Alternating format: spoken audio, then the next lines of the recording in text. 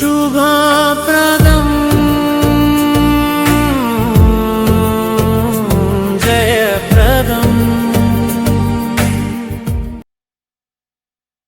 నమస్కారం, లైవ్ షోకి స్వాగతం. ముందుగా అతిథుల పరిచయం. శ్రీ మల్లాది విష్ణు గారు, వైఎస్ఆర్ కాంగ్రెస్ పార్టీ సీనియర్ నేత, శాసనసభ మాజీ సభ్యులు, ప్రణాళిక అభివృద్ధి సంఘం మాజీ ఉపాధ్యక్షులు. శ్రీ రాంభూపాల్ గారు, సిపిఎం సీనియర్ నేత. ఇక ముందుగా కొన్ని ఆసక్తికరమైన వీడియోలు చూద్దాం. మేమందరం ఈ కూటమి ఒక 15 ఏళ్ళకి తక్కువ కాకుండా బలంగా ఉండాలి. మనందరం ఎంత బలంగా ఉండాలి అంటే ఇంక ఇది తప్ప ఇంకెవరికి ఏది రాదు. ఇబ్బందులున్నా ఏ ఉన్నా తట్టుకొని నిలబడి, ఎందుకంటే ఈ రోజున ప్రధానమంత్రి గారు మనకు వచ్చి అండగా ఉన్నారంటే ఈ పెట్టుబడులను కానీ ఈ నమ్మకాన్ని కానీ ఎట్టి మాత్రం సడలించకుండా మేము ముందుకెళ్తామని మీ అందరికీ తెలియజేసుకుంటూ, అందరం సమిష్టిగా పనిచేస్తాం. ప్రధానమంత్రి గారి నాయకత్వంలో గౌరవ ముఖ్యమంత్రి నారా చంద్రబాబు నాయుడు గారి స్ఫూర్తితోటి, ఆ నాయకత్వంతో ముందుకెళ్తాం. మేమందరం మీ ఆకాంక్షల్ని, వచ్చే తరం ఆకాంక్షల్ని ముందుకు తీసుకెళ్తామని తెలియజేస్తాం. साथियों, हमारी सरकार का विजन है सिटीजन सेंट्रिक डेवलपमेंट. इसके लिए हम लगातार नए रिफॉर्म्स के जरिए सिटीजन्स के जीवन को आसान बना रहे हैं. देश में 12 लाख रुपए तक की आय पूरी तरह से टैक्स फ्री हो चुकी है. सस्ती दवाइयां, सस्ता इलाज, बुजुर्गों के लिए आयुष्मान कार्ड जैसी अनगिनत सुविधाएं, इनसे ईज ऑफ लिविंग का एक नया अध्याय शुरू हुआ है. రైట్, అవి ఆసక్తికరమైన వీడియోలు. ఇక వరుసనే వార్తలకు వెళ్దాం. ముందుగా తెలంగాణ వార్తలకు వెళ్తే 50% మించకుండా ఉండాల్సిందేనని చెప్పి సుప్రీంకోర్టు కూడా చాలా స్పష్టంగా చెప్పింది. వెళ్ళి హైకోర్టులోనే దాని మీద విచారణ కంటిన్యూ చేసుకోమంది. స్టే ఇవ్వడానికి వీల్లేదంది. ఇద్దరు పిల్లల నిబంధన ఎత్తివేశారు. ఇక్కడ కూడా తెలంగాణలో కూడా స్థానిక ఎన్నికల్లో పోటీ చేసేవాళ్ళకి. పెద్దల వద్దకు కొండా పంచాయతీ. మీనాక్షి డిప్యూటీ సీఎం భట్టి మహేష్ గౌడ్తో మంత్రి కొండా సురేఖ భేటీ. మంత్రివర్గంలో తనకు వ్యతిరేకంగా కుట్ర చేస్తున్నారన్న ఆరోపణ. తనకు చెప్పకుండా ఓఎస్డీ తొలగింపు అవమానకరమని వాదన. పార్టీ పెద్దలే సెట్ చేస్తామన్నారు మీడియాతో సురేఖ చెప్పింది. అయితే ఆవిడ పదవి పోయే అవకాశం అయితే ఇప్పుడు కనపట్లేదు. సో రేవంత్ రెడ్డి గారి మీద కూడా ఆవిడ ఆరోపణలు చేశారు. సరే, అయినా కాంగ్రెస్లో ఉన్న విశిష్టత ఏంటంటే ఆ ప్రజాస్వామ్యం ఆ రకంగా ఉంటుంది. పార్టీ పరంగా 42% ఇవ్వాలని చెప్పి స్థానిక సంస్థల ఎన్నికల నిర్వహణపై ముందుకు వెళ్లాలని తెలంగాణ సర్కారు ఆలోచిస్తోందట. సూత్రప్రాయంగా నిర్ణయించింది అని కొన్ని వార్తలు చెప్తున్నాయి. ఇక ఏపీ వార్తలకు వెళ్తే ముందుగా నకిలీ మద్యం దందా వత్తాసుకే సాక్షికి వేధింపులు. వరుసగా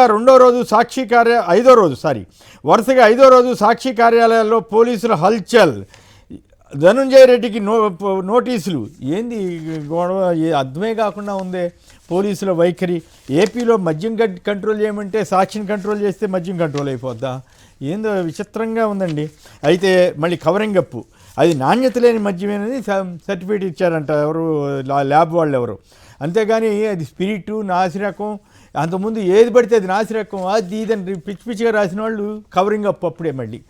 ఇక లిక్కర్ సిండికేట్ బరితెగింపు. రాజమహేంద్రవరం మద్యం సిండికేట్లో చక్రం తిప్పుతున్న టీడీపీ నగరాధ్యక్షుడు అంటూ భరత్ ఆరోపణ చేస్తున్నారు.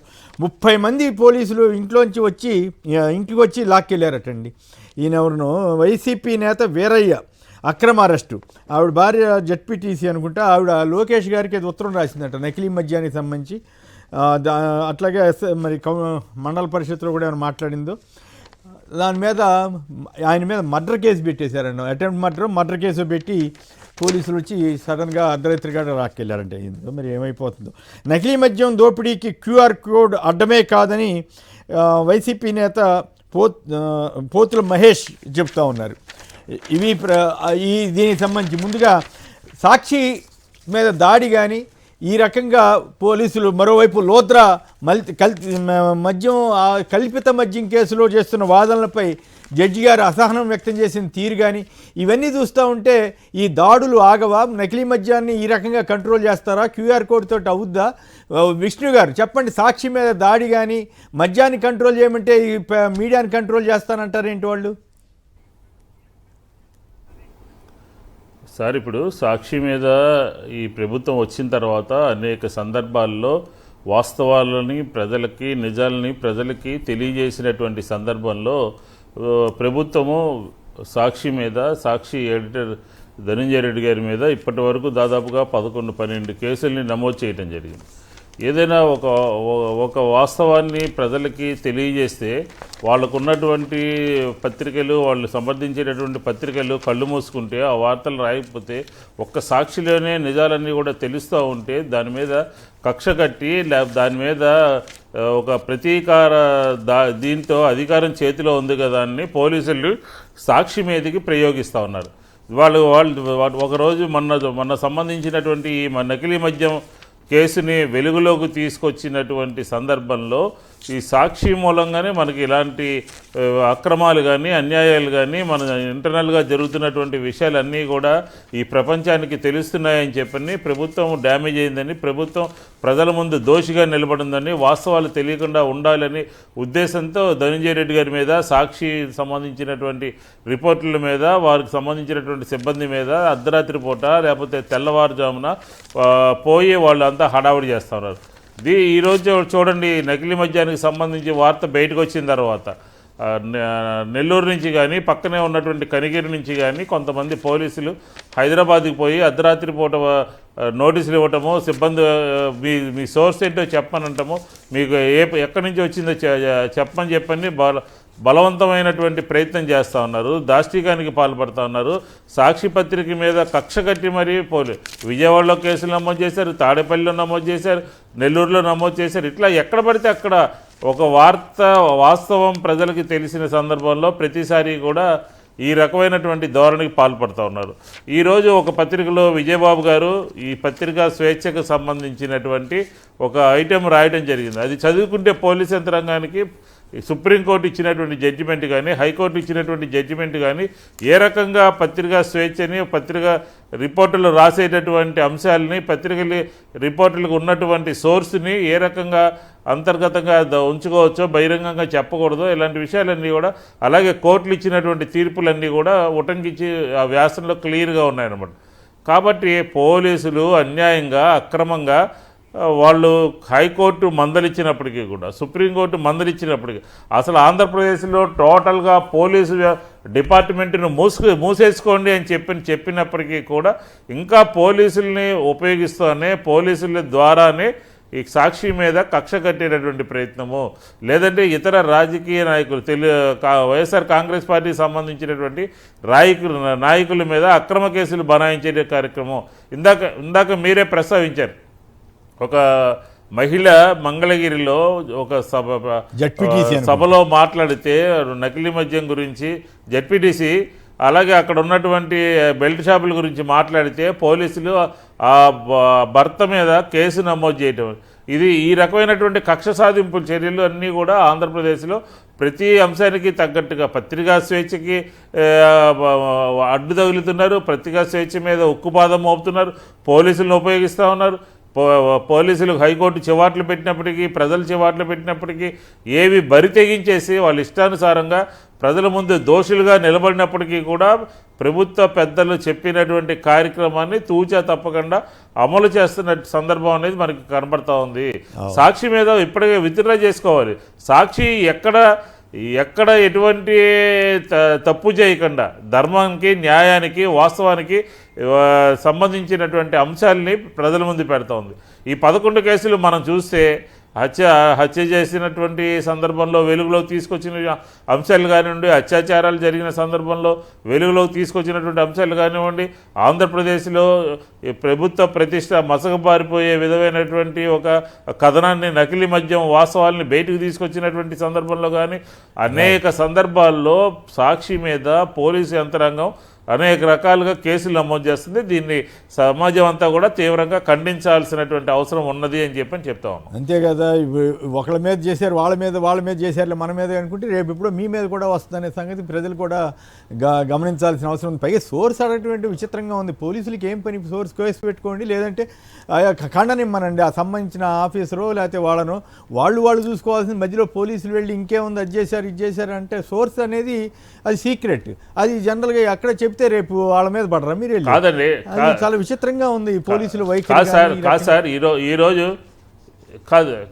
చెప్పండి. కాదు సార్, ఈరోజు ఒక పత్రికలో విద్యాశాఖ సంబంధించినటువంటి దాంట్లో ఒక వార్త రాశారు. ఆ వార్తలో 20 కోట్లు జూనియర్ లెక్చరర్స్ వసూలు చేస్తున్నారన్నారు. ఒక మంత్రికి సంబంధించినటువంటి వాళ్ళు వసూలు చేస్తున్నారన్నారు. 10 కోట్లు ఆల్రెడీ వసూలు చేశారు, 10 కోట్లు వసూలు చేస్తా ఉన్నారు. ఆ పత్రిక నోటీస్ ఇవ్వమని చెప్పండి, ఆ పత్రిక మీ సోర్స్ ఏంటో అడగమని చెప్పండి, కేసు పెట్టమనండి. కాదు ఇప్పుడు ఎందుకు మంత్రుల మీద చెప్పండి. కాదు విష్ణు గారు, మంత్రి మీద రాశారు. మీ మంత్రి ఒకరు వచ్చి ఇక్కడ హైదరాబాద్ లో సెటిల్మెంట్లు చేస్తున్నారని పరువు తీసినా కూడా, వసూలు రాజాలు ఎట్లెట్లా ఉన్నారని వార్త రాసినా కూడా వాళ్ళ మీద నోటీసులు ఎందుకు ఇవ్వలేదు? మరి వాళ్ళకి ఇవ్వాలి కదా, పరువు పోయింది కదా ఆంధ్రప్రదేశ్ ప్రభుత్వానికి. ఎల్లో మీడియానే రాసింది కదా కొన్ని సందర్భాల్లో, వాళ్ళు ఏ కారణంతో కానీ బ్లాక్మెయిల్కో లేకపోతే ఇంకేదైనా రాసినప్పటికి కూడా అవేమి పట్టవంట, కేవలం సాక్షి మీద మాత్రమే దాడి చేస్తారట. రైట్, రాంభూపాల్ గారు మీరేమంటారు? చెప్పండి విష్ణు గారు, కంప్లీట్ చేయండి. రాంభూపాల్ గారు మాట్లాడమన్నారు. కాదు ఇప్పుడు కనపడుతుంది, క్లియర్ కట్గా కనపడుతుంది. కొన్ని విషయాల్లోనేమో మౌనం వహిస్తున్నారు, కొన్ని విషయాల్లో పోలీస్ యంత్రాంగాన్ని ఉపయోగిస్తా ఉన్నారు. ఇస్తే అందరికీ నోటీసులు కేసులు నమోదు చేయమనండి. ఇంకోటి మీ దృష్టికి వచ్చే ఉంటుంది, నేను విన్నాను, ఆశ్చర్యం వేసింది నాకు. డీజీపీ గారు సోషల్ మీడియాలో కులాలు మతాలు విద్వేషాలు పెంచితే ఊరుకునేది లేదు, అది ఇదని అన్నారు. మంచిదే, అది ఎవరు చేసినా ఉంచాలి కదా. మరి జనసేన వాళ్ళు అక్కడ కందుకూరులో ఏదో గొడవ ఏదో అయిందట, దాని మీద కులాల పరంగా తెగతిడతా స్టేట్మెంట్లు ఇస్తున్నారు, వీడియోలు పెడుతున్నారు. మరి వాళ్ళ మీద, జనసేన వాళ్ళ మీద కేసులు పెట్టరా? వాళ్ళ వరకు సోషల్ మీడియాలో ఏం పెట్టినా పర్వాలేదు, అప్పుడు కులాలతో హత్య గావించబడినది ఏకంగా హత్య జరిగింది. ఆ హత్య గావించబడినట్టు ఆ కులాల పేర్లు హత్య జరిగింది సార్. ఆ కులాల పేర్లు మీరు ప్రస్తావించమాకండి. లేదు, హత్య జరిగినటువంటి తాలూకా కుర్రోడు గురించి కొంతమంది ఆ ఒక సామాజిక వర్గానికి సంబంధించినటువంటి వాళ్ళందరూ వెళ్ళి బహిరంగంగా ఈ ప్రభుత్వం ఉన్న తర్వాత, మేము మీకు మద్దతు ఇచ్చిన తర్వాత, జగన్మోహన్ రెడ్డి గారి హయాంలో మీరందరూ కూడా ఊళ్ళో వదిలి పారిపోతే మేము మీకు ధైర్యాన్ని ఇస్తే, మేము మీకు బాసటగా నిలబడితే, మేము మీతో కలిసి మీ ప్రభుత్వం రావడానికి తోడ్పడితే మా మీద ఈ రకమైనటువంటి హత్యలు చేస్తారా? ఆ కుర్రాడి సంబంధించినటువంటి వెహికల్ మీద వంగవీటి మోహన్ రంగారావు గారి ఫోటో ఉంది. ఈ రకమైనటువంటి హత్యలు పట్టపగలే జరుగుతూ ఉంటే పోలీసులు వేరే విధంగా వ్యవహరిస్తున్నారు అని చెప్పి ఏదో సోషల్ మీడియాలో జరుగుతూ ఉంది. దాని గురించి కనపడదు, ఎందుకంటే ఆ కూటమిలో ఉన్నటువంటి నాయకులు ఏం చేసినా కూడా ఈ స్టేట్మెంట్ వర్తించదు అని చెప్పి మనకు అర్థమవుతుంది. నిజంగా కూడా నాకు ఆశ్చర్యమైంది. నిజంగా జనసేన వాళ్ళైనా ఇంకోళ్ళైనా ఆ రకంగా కులాల మీద అంటే మరి వాళ్ళకి ఎంత కోపం వచ్చిందో, ఏం ఆవేశం వచ్చిందో నాకు తెలియదు, కానీ అట్లా అనకుండా అట్లా డైరెక్ట్గా అనకుండా ఉంటే బాగుండేదేమో అనిపించింది. సరే, I may be right, I may be wrong, but మరి అట్లాంటి వాళ్ళని కంట్రోల్ చేసిన బాధ్యత పోలీసులు. వాళ్ళ దాని గురించి మాట్లాడారని మీకు నోటీస్ ఇస్తారేమో అనే డౌట్ వస్తుందన్నమాట. అట్లా ఉంది పరిస్థితి. నోటీస్ ఇస్తే ఇచ్చారు కాక, అది కాదు అసలు హత్య జరిగిందా లేదా, ఒక ప్రాణం రోడ్డు మీద పోయిందా లేదా, దాని మీద చర్యలు చేపట్టాలి కదా. అవి తీసుకుంటారేమో పోలీస్ పరంగా, కానీ బట్ ఈలోగా ఈ సోషల్ మీడియాలో ఈ రకమైన జరుగుతుంటే మరి ఇదే డీజీపీ గారు చెప్పారు కదా, వాళ్ళ మీద కేసులు పెట్టి వాళ్ళని సంగతి చూడాలి కదా. తప్పు కనీసం మీరు ఇట్లా చేయమాకండి చెప్పాలి కదా. కనీసం పవన్ కళ్యాణ్ గారు కూడా ఖండించట్లేదు. ఒక విచిత్రమైన పరిస్థితి. చంద్రబాబు గారు ఖండించరు, పవన్ కళ్యాణ్ గారు ఖండించరు. రైట్, రాంభూపాల్ గారు చెప్పండి, సంవత్సరాలు ఉండాలనుకున్నప్పుడు ఏం ఖండిస్తారు? సాక్షి మీద దాడి మీరు ఎట్లా చూస్తారు? మీకు ఇక్కడ పెద్దలకు నమస్కారం. ఈరోజు ప్రభుత్వం తన విమర్శను సహించలేని స్థితికి రాను మరింత పెరుగుతుంది సహనం కూడా. ఎందుకంటే ఒక వాస్తవ పరిస్థితిని వెలుగులోకి తీసుకురావాల్సింది ఎవరి బాధ్యత? మీడియాతో పాటు ప్రతిపక్షాలు. కానీ ఈ రోజు మీడియాను, ప్రతిపక్షాల గొంతులకి వాటికి స్థానం లేకుండా చేసి ప్రజల యొక్క అభిప్రాయాల్ని, ప్రభుత్వం చేసేటువంటి విధానాల వల్ల వచ్చే దుష్ఫలితాల్ని ప్రభుత్వం తెలుసుకోకపోతే, గుడ్డిగా ప్రభుత్వం పరిపాలిస్తే దాని వల్ల వచ్చే ఫలితం ఏంటో గత అనుభవాలు చాలా ఉన్నాయి. ఈ రోజు ఈ ప్రభుత్వం వల్ల అదే తీరుగా వ్యవహరిస్తుంది. ముఖ్యంగా కల్తీ మద్యం 16-17 నెలలుగా రోజు ప్రధాన వార్తల్లో ఉంటుంది. కల్తీ మద్యానికి సంబంధించి అనేక కథనాలు వచ్చినాయి, వేల కోట్ల ప్రచారం జరిగింది, డబ్బుల కట్టలు కనిపించింది, ఏవేవో చాలా మీడియా ప్రచారం చేసింది. ఇప్పటి వరకు దోషులు ఎవరో స్పష్టంగా అటు విచారణ అధికారులు కానీ ప్రభుత్వం కానీ ఇప్పటి వరకు తేల్చలేకపోతుంది. కొత్తగా మరో చోట కల్తీ మద్యం కూటమి ప్రభుత్వ నాయకులే, వారి మద్దతుదారులు, వారి అనుచరులే, ముఖ్యమైన వ్యక్తులే ఈరోజు కల్తీ మద్యంలో నేరుగా దొరికి. మరి దాని గురించి ఎవరు మాట్లాడాలా? ఖచ్చితంగా ప్రతిపక్షాలు మాట్లాడాలి. అందులో ప్రధాన పత్రికలు ఎవరైతే మౌనంగా ఉంటారో దానికి ప్రత్యామ్నాయంగా ఉండే పత్రికలు ఖచ్చితంగా పాటిస్తాయి. అది సాక్షి కావచ్చు, ఇతర పత్రికలు కావచ్చు. ఒక సాక్షినే కదా సార్, చాలా పత్రికలు కూడా ఈ రోజు మాట్లాడుతున్నాయి కాబట్టి ప్రధానంగా సాక్షి మాట్లాడుతున్నాయి. సాక్షి మీద తప్పుంటే ఏ పత్రిక అయినా సోర్స్ లేకుండా అడ్డదిడ్డంగా రాస్తే ఖచ్చితంగా చర్యలు తీసుకోవాలి. ప్రజల యొక్క అభిప్రాయాల్ని ప్రజాభిప్రాయం పేరుతో దుష్ప్రచారాలు చేయడాన్ని ఎవరు సహించరు. అందులో మీలాంటి సీనియర్ జర్నలిస్టులు పత్రికా రంగంలో విలువలకు ఉండాలని కోరుకుంటారు. కానీ ఒక వార్త వాస్తవం అని తేలిన తర్వాత, ఆ వాస్తవాల ఆధారంగా వార్త రాసిన తర్వాత ఆ పత్రికల్ని వేధించడం అంటే అది కక్షపూరితం. అది ఏ మీడియా సంస్థలైనా. ఈరోజు కేంద్రంలో ఉండే ప్రభుత్వం అదే చేస్తుంది. దాని మోడలే రాష్ట్రంలో అమలవుతుంది. ఎవరి గొంతులు నొక్కుతున్నారో మనం అందరం చూస్తున్నాం. రైతుల ఉద్యమాలకు మద్దతు ఇస్తే న్యూస్ క్లిక్ ఎడిటర్ 16 నెలలు జైల్లో ఉండాల్సి వచ్చింది. అదేవిధంగా ఈ రోజు దేశంలో అనేక పత్రికల పరిస్థితి మనకు తెలుసు.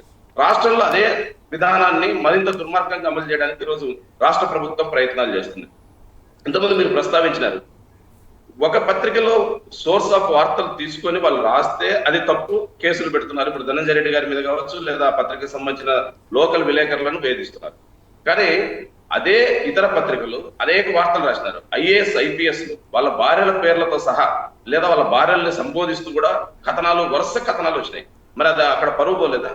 ఐఏఎస్ ఆఫీసరు వాళ్ళ భార్యల్ని ఆ ఆఫీస్ ఓపెన్ చేసి డబ్బులు విచ్చలవిడిగా వసూలు చేస్తున్నాడని ఐఏఎస్ ఐపీఎస్ ఆఫీసర్ల మీద వచ్చింది. అదే విధంగా మంత్రుల మీద వచ్చింది. ముఖ్యంగా ఈ రాష్ట్రానికి సంబంధించిన రాజధాని నిర్మాణం కీలకమైంది అనుకుంటున్నటువంటి రాజధాని నిర్మాణాన్ని బాధ్యత వహిస్తున్న మున్సిపల్ శాఖ మంత్రి పేరుతోనే వచ్చింది. మరి అక్కడ మాత్రం చర్యలు లేవే. ఎవరికైనా సహజంగా అనిపిస్తుంది ఒకరి పట్ల పక్షపాతంగా, ఇతరుల పట్ల ప్రేమపూరితంగా ఉంటున్నారని. అందుకని ఈ విధానం ప్రజలు గుర్తిస్తారు. మీడియా గొంతు నొక్కేంత కొద్దీ ప్రభుత్వం అప్రతిష్ట పాలవుతుంది. మీడియా గొంతు నొక్కుతుందనంటే ప్రభుత్వం భయపడిపోతుంది. ప్రభుత్వం భయపడుతుందంటే తప్పులు చేస్తుంది. తప్పులు చేసే ప్రభుత్వాన్ని ఖచ్చితంగా ప్రజలు ఏదో సందర్భంలో దాని తిరస్కారానికి గురవుతుందనేది మాత్రం గుర్తించాలి. రైట్. మీకు ఇంట్రెస్టింగ్ ఎగ్జాంపుల్ చెప్పాలి. ఇప్పుడు గుర్తుకొచ్చింది నాకు. వాళ్ళది లిక్కర్ మద్యం స్కామ్ అని పెట్టారు కదా, గత గవర్నమెంట్కు సంబంధించినటువంటి ఆరోపణలు చేస్తూ. ఆ సందర్భంలో కొన్ని పత్రికలు ఇష్టం వచ్చినట్టు రాస్తున్నాయి. 27 కోట్ల డేటా లీక్ అయిందని, అది దొరికిందని, అదని రాశారు. కోర్టులో వచ్చిన ప్రస్తావన ఏమిటంటే, ఒక ప్రస్తావన, ఒక నిందితుడి సెల్ ఫోన్ తీస్తే దాంట్లో నోట్ల కట్ట పెద్ద కుప్ప కనపడిందని చెప్పి ఫోటో సహా వేశారు. అది తీరా చూస్తే అసలు ఆ వీడియో ఏమంటారు, సెల్ ఫోన్ అసలు ఓపెనే చేయలేదని చెప్పి సిట్ వాళ్ళు తర్వాత కోర్టుకు చెప్పారు. మరి అది ఎట్లా వేశారని జడ్జి గారు న్యాయస్థానం అడిగినట్లుంది. మరి అది ఎట్లా వచ్చింది అంటే, మాకు తెలియదండి, అది వాళ్ళ స్వేచ్ఛ అన్నారు. అక్కడికి వచ్చేసరికి పోలీసులకి అప్రతిష్ట లేదు, ఏం లేదు, వాళ్ళ స్వేచ్ఛ. ఏది వాళ్ళ ఎల్లో మీడియా రాసింది వార్తలు వేస్తే. ఇప్పుడేమో ఇటువంటి అన్నిటికీ సోర్స్ చెప్పండి. మరి వాళ్ళని అడగాలి కదా, మీ సోర్స్ ఎక్కడని అడిగారా? మరి ఈ ఫోటో ఎట్లా వచ్చింది, మా దగ్గర ఉన్న సెల్ ఫోను మీకెట్లా దాంట్లో ఉన్నాయి, మీకెట్లా వచ్చింది అని అడగలేదు కదా. అడగకపోగా అది వాళ్ళ స్వేచ్ఛని కోర్టు వారికే చెబుతున్నారు.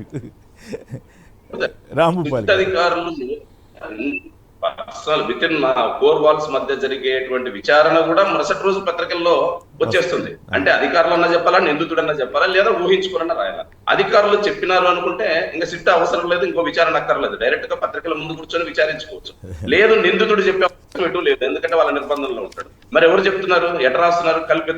కల్పితం రాసే వార్తలకు అంత ప్రాధాన్యత ఇస్తున్నప్పుడు, లేదా కల్పిత వార్తలు అంత విస్తృతంగా ప్రచారం చేస్తే అధికారులు కానీ, పోలీస్ అధికారులు కానీ ఎందుకని చర్యలు తీసుకోరు? అంటే తమ ఇష్టం అనుకున్న వాళ్ళకి స్వేచ్ఛ ఉందట. పైగా ప్రభుత్వ తరపు లాయర్ గారు ఏం చెప్పారంటే, వాళ్ళకి స్వేచ్ఛ ఉందని చెప్పారు. అది మా సంబంధం లేదని చెప్పారు. అట్లా సమానంగా ఉండాలి. రైట్. ఏపీలా చేస్తే రాష్ట్రం సర్వనాశనం. గూగుల్కు రాయితీలపై కర్ణాటక ఐటీ మంత్రి ప్రియాంక్ ఖర్గే. ఆంధ్రప్రదేశ్ ఏకంగా 22,000 కోట్ల ప్రోత్సాహకాలు. ఇవి కాకుండా భూమి, నీళ్ల టారిఫ్లో 20% డిస్కౌంట్, 100% ఉచితంగా ట్రాన్స్మిషన్. అందుకే అక్కడ పెట్టుబడులకు ముందుకొచ్చిన గూగుల్, మేము అలా చేస్తే అందరూ నిలదీస్తారని ఆయన మంత్రి గారు చెబుతున్నారు. అది పైగా నాశనం అయిపోద్ది అంత ఆ స్థాయిలో ఇస్తే అని. విచిత్రం ఏంటంటే, గూగుల్ మొత్తం కంపెనీలో అంతా కలిపి 1,83,323 మంది ఉన్నారటండి 2023 నాటికి. విచిత్రం ఏంటంటే, మొదట 200 ఉద్యోగాలు వస్తాయని ప్రచారం చేసిన ఎల్లో మీడియా ఇప్పుడు ఏకంగా 1,86,000 ఉద్యోగాలు వస్తాయి, లేకపోతే 2 లక్షల దాకా వస్తాయని ఇప్పుడు ప్రచారం మొదలుపెట్టారు. ఎందుకంటే దెబ్బతిన్నాం అనుకున్నారో ఏం పాడో. తీరా చూస్తే గూగుల్ వాళ్ళని, మా వాళ్ళని తీయండి, ఆ గూగుల్ అసలు టోటల్ ఎంప్లాయీస్ ఎంత ఉన్నారంటే 1,83,000 అంటండి. సో ఇది ఇట్లా మరి నమ్ముతారా, జనం నమ్ముతారా లేదా అంటే వాళ్ళ ఇష్టం. ఇందాక ఆ మిత్రుడు కేసరన్ ఆయన చెప్పారు కదా, ఏది జగన్ గారి టైంలో 25,000 ఉద్యోగాలు వచ్చేటట్లుగా అదానీ డేటా సెంటర్తో ఒప్పందం చేసుకుంటే అదానీకి భూములను రాసిచ్చేస్తానని ప్రచారం చేసిన ఎల్లో మీడియా ఇప్పుడు కిక్కురు 200 ఉద్యోగాలకే 22,000 కోట్ల ఎదురు రాయితీలు ఇస్తున్నటువంటి పరిస్థితి. అలాగే సోషల్ మీడియాలో అసలు ఆ ఉద్యోగాలు 500 ఉద్యోగాలు ఎట్లట్లా వస్తాయో కూడా వివరిస్తూ ఇచ్చారనమాట. 500 లేకపోతే 200, 300 సెక్యూరిటీ అని, సైబర్ సెక్యూరిటీ అని, ఇంజనీర్లు అని. అట్లాగే డేటా ఇండైరెక్ట్ జాబ్స్ అని పెట్టిన సెంటర్ లొకేషన్ బట్టి ఉంటుంది. ఇండైరెక్ట్ జాబ్స్ కూడా రావచ్చు కదా అంటే వస్తే రావచ్చు, కాకపోతే అవి ఎంత వస్తుంది ఏంటి అనేది లొకేషన్ బట్టి ఉంటుందని కూడా చెప్తున్నారు. తర్వాత ఇవ్వండి, అమెరికాలో ఆ వర్జీనియా సెంటర్లో 350 మంది ఉద్యోగాలు పనిచేస్తున్నారంట డేటా సెంటర్లో. ఇంకో చోట ఎక్కడ ఆసియాలో ఎక్కడో ఊరి పేరు ఏది రాశారు నాకు కనపట్లేదు, 60 మంది అంట. ఇంకో చోట 130 మంది అంట యుఎస్ఏలోనే. ఇలా అంతా కలిపి డేటా సెంటర్లకు వస్తున్నటువంటి పరిస్థితి. డేటా సెంటర్స్తో పాటు ఐటీ డెవలప్మెంట్ కూడా సెంటర్ కూడా తీసుకొస్తే సంతోషమే, దానికి ఎవరు అప్పుడు మంచిగానే జరుగుతుంది. అయినా కూడా 22,000 కోట్లు, లక్షల కోట్ల వ్యాపారాలు చేసి వేల కోట్లు లాభాలు సంపాదించే వాళ్ళకి మనం ఎదురిచ్చి 22,000 కోట్లు ఎదురవటం ఏంటి? మరి సంపద వాళ్ళకి కోసమా మన కోసం ప్రజల కోసమా? వాళ్ళ దగ్గర నుంచి జీఎస్టీ కూడా తీసుకోరంటే ఏమిటంట, ఓ పక్కేమో విద్యుత్ ఛార్జీలు పెంచుతారు, వాళ్ళకేమో రాయితీలు ఇస్తారంట, ఈ జీఎస్టీ మొత్తం వాళ్ళకి వెనక్కి ఇచ్చేసేస్తారంట. ఇది తీవ్రమైనటువంటి విమర్శలు వస్తున్నటువంటి పరిస్థితి. ఇక ఈయన గతంలో ఈ కియా వాళ్ళకి కూడా అట్లాగే 20,000 కోట్ల వరకు రాయితీలు ఇచ్చారని చెప్పి. ఇక లోకేష్ గారికి ప్రియాంక ఖర్గే గారికి మధ్య వాదోపవాదాలు. ప్రియాంక ఖర్గే స్టేట్మెంట్ ఇచ్చారు, మా దగ్గర ఎన్ని లక్షల చదరపు అడుగుల విస్తీర్ణంలో గూగుల్ పనిచేస్తుంది తెలుసు కదా, అట్లాగే ఇట్లాంటి ఇప్పుడు చదివాను కదా, ఆ స్థాయిలో ఇస్తే రాష్ట్రాలు దెబ్బతింటాయని చెప్పి ఆయన అంటే. లోకేష్ గారు ఏమన్నారంటే, they say Andhra food is spicy, seems some of our investments are too, some neighbours are already feeling the burn, అంటే వాళ్ళు కడుపు మంటతో బాధపడుతున్నారని లోకేష్ గారు ఈ మాట అనుకుంటుంటే పోయేదేమో. కానీ దాని మీద కర్ణాటక నుంచి విపరీతమైన రియాక్షన్స్ వస్తున్నాయి. ఇక్కడ తెలుగు వాళ్ళు పనిచేస్తున్నారు కదా అని కొంతమంది అంటున్నప్పటికీ సరే దానివల్ల పెద్ద ఇబ్బంది ఉండకపోవచ్చు కానీ బట్ లోకేష్ గారు చేసిన స్టేట్మెంట్స్ మీద చాలా తీవ్రమైనటువంటి విమర్శలు వస్తున్నాయి. It is one of the worst decisions by Andhra Pradesh being a poor state to offer incentives to the treaty company అని చెప్పి ఈయనెవరు ఎస్కే అంట. ఇట్లా ఒకళ్ళు కాదు చాలామంది దీని మీద వ్యాఖ్యానాలు చేస్తున్నారు. సో మరి వీటన్నిటి మీద ఎట్లా స్పందించాలి, ఏమిటి, వాస్తవమేనా, నిజంగానే అంత కొన్ని లక్షల కోట్లు పెట్టుబడులు కలిగినటువంటి వ్యాపారాలు చేసే కంపెనీకి మనం ఎదిరించి తెచ్చుకోవాల్సిన పరిస్థితి? పోనీ వాళ్ళు కూడా కోటికి ఒకళ్ళకి ఇవ్వాలి లెక్క ప్రకారం, ఏది యాజ్ పర్ ఇప్పుడు ఉన్నటువంటి పరిస్థితిలో ప్రతి కోటి పెట్టుబడికి ఒకళ్ళకి ఉద్యోగం రావాలి. కానీ 200 ఉద్యోగాలంటే 87,000 మంది రావాలి. పోనీ అది కాదు, మనం ఆంధ్రప్రదేశ్ 22,000 కోట్లు ఖర్చు పెడతా ఉంది, 22,000 మంది కన్నా వచ్చే ఉద్యోగాలు ఇవ్వాలి కదా. అవి 200 మందికి ఇస్తే ఏం ఉపయోగం? పరోక్షంగా ఎంత వస్తాయో పోనీ ఎవరైనా చెప్పారా? Development centre తీసుకొస్తున్నారా? సో వీటి మీద ముందుగా రాంభూపాల్ గారితో మాట్లాడిద్దాం. వారు మాట్లాడడానికి ముందుగా జయప్రకాష్ గారు నమస్కారం, మాట్లాడండి. గుడ్ మార్నింగ్ అండి. నమస్కారం. సంక్షిప్తంగా సార్, ప్రీవియస్ వైసీపీ గవర్నమెంట్ లో అదాని డేటా సెంటర్ పెట్టారు కానీ దాంట్లో they are fail to highlight what exactly they are going to do. అది వాళ్ళు ఏం చేయదలుచుకున్నారో హైలైట్ చేసుకోవడం ఫుల్ గా ఫెయిల్ అయిపోయింది వైసీపీ. వాళ్ళు ఏం చేశారు, వాళ్ళు చెప్పడం వల్ల ఫుల్ ఫెయిల్యూర్, 0 మార్క్స్. అయిపోయింది. ఇప్పుడు గూగుల్ టైఅప్ అయింది, సో ఫస్ట్ దాన్ని మనం ఆహ్వానించాలి. ఓకే, దాంట్లో ఎవరికి అభ్యంతరం లేదు, కానీ దానివల్ల వచ్చే సమస్యలను కూడా మనం దృష్టిలో పెట్టుకోవాలి. ఇప్పుడు తేడా ఏంటంటే అక్కడ development centre plus skill centre add చేశాడు, ఇక్కడ వీళ్ళు యాడ్ చేయలేదు. కానీ ఇండైరెక్ట్ ఎంప్లాయ్మెంట్ అయితే వస్తుంది, ఒక ఇమేజ్ అయితే వస్తుంది వైజాగ్ కి. So first let us welcome this. దాంట్లో లోటుపాట్లని హైలైట్ చేసి గవర్నమెంట్ ప్రెషర్ పెడితే మనం ఎవరూ దాన్ని వ్యతిరేకించట్లేదు. దానివల్ల వర్జీనియాలో దాని చుట్టూ వచ్చే సమస్యల మీద ఆందోళన జరుగుతున్నాయంటే అది అంతా వేరే కదా. అయినప్పుడు కూడా మనకి రావడం సంతోషమే, దానికేం అభ్యంతరం లేదు. కానీ 22,000 కోట్లు ఇచ్చినప్పుడు మనకి కాస్త గిట్టుబాటు అవ్వాలి కదా అనేది.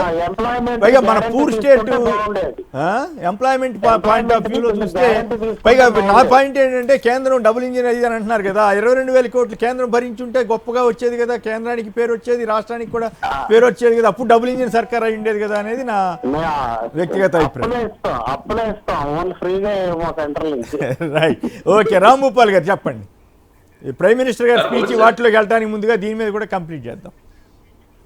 సార్ ఒకటి సార్, ఇప్పుడు అభివృద్ధి అంటే ప్రజల అభివృద్ధి, యువతకు ఉపాధి దొరికి రాష్ట్రానికి మౌలిక వనరులు అభివృద్ధి అవుతాయి, తద్వారా రాష్ట్రం అభివృద్ధి అవుతుంది, అది స్థిరమైన అభివృద్ధి అంటారు. ఇప్పుడు గూగుల్ లాంటి కంపెనీలకు మనం ఇంత పెద్ద రాయితీలు ఇచ్చిన తర్వాత జరిగే అభివృద్ధి ఏమి, దానివల్ల మన రాష్ట్రానికి నేరుగా జరిగే ప్రయోజనం ఏమిటి అనేది ఖచ్చితంగా మనం ఆలోచించాలి. ముఖ్యంగా మనకంటే యువత బాగా ఆలోచిస్తున్నారు సార్. కారణం ఏమిటంటే ఈ గూగుల్లో ఇప్పుడు మీరు చెప్పిన లెక్కల ప్రకారం ఎన్ని లక్షల ఉద్యోగాలు ఉన్నాయి, ఇప్పుడు ప్రభుత్వం లేదా ప్రభుత్వ అనుకూలమైనటువంటి మీడియా సంస్థలు చెప్తున్న లెక్కలు ఏమిటి, అసలు దానికి పొంతనుందా? ప్రపంచవ్యాప్తంగా ఉండే గూగుల్ మొత్తం ఉద్యోగులు ఒక్క విశాఖపట్నంలో ఏర్పాటు చేసే గూగుల్ దాని ద్వారా వస్తాయని చెప్పేసి ప్రచారం చేస్తున్నారంటే అబద్ధాన్ని అద్భుతంగా ప్రచారం చేయడం. రెండో విషయం సార్, ఈ రోజు నరేంద్ర మోడీ గారు నిన్న కర్నూలుకి వచ్చినారు. 8,000 కోట్ల రూపాయలు మన రాష్ట్రానికి జీఎస్టీ మినహాయింపును పండగ చేసుకోమని రాష్ట్ర ప్రజలందరికీ ఆయన చెప్పాడు.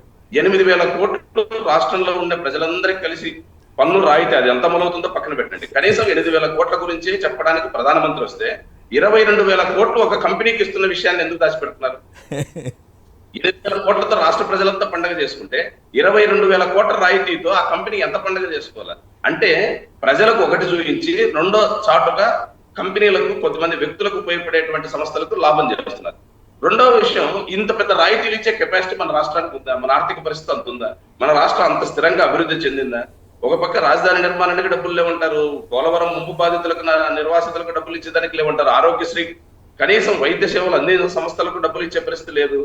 అదేవిధంగా కాలేజీల్లో చదువుకున్న పిల్లలు 2.5 సంవత్సరాలు దాదాపు 2 సంవత్సరాలు అయింది, ఇప్పటికీ వాళ్ళ సర్టిఫికెట్స్ తీసుకోవడానికి గవర్నమెంట్ ఇవ్వాల్సినటువంటి ఆ రియంబర్స్మెంట్ ఇవ్వక డిగ్రీలు పూర్తయి కూడా కాలేజీల్లో సర్టిఫికెట్లు పొందని విద్యార్థులు 1000 మంది ఉన్నారు మన రాష్ట్రంలో. అదేవిధంగా అనేక సమస్యలు మన రాష్ట్ర ప్రజల్ని ముట్టుకుని ఉన్నాయి. ఇట్లాంటి స్థితిలో 22,000 కోట్ల రూపాయలు ఒకరికి ఇవ్వడం ద్వారా, ఒక కంపెనీకి ఇవ్వడం ద్వారా రాష్ట్ర ప్రజలకు, రాష్ట్ర యువతకు ఏ ప్రయోజనం చేకూరుతుందో స్పష్టంగా ప్రభుత్వం చెప్పాలి. అది చెప్పకుండా దాచిపెడుతూ ప్రధానమంత్రి గారిని తీసుకొచ్చి తద్వారా జీఎస్టీ 8,000 కోట్లు తగ్గిందని చెప్పడం వల్ల ఉపయోగం ఉంది. రెండోది, అక్కడ మనకు భవిష్యత్ ఏమిటి? ఏదైనా కాంక్రీట్ అగ్రిమెంట్ జరిగిందా? ఇక్కడ ఈ సంస్థ పెట్టడం ద్వారా రాష్ట్రానికి 2,000 ఉద్యోగాలు గ్యారెంటీగా మేము ఇస్తాం, లేదా ఇంత మౌలిక వసతులు కల్పించడానికి ఈ సదుపాయాలు కల్పిస్తాం, లేదా రాష్ట్ర ప్రభుత్వానికి ఇంత ఆదాయం వస్తుంది.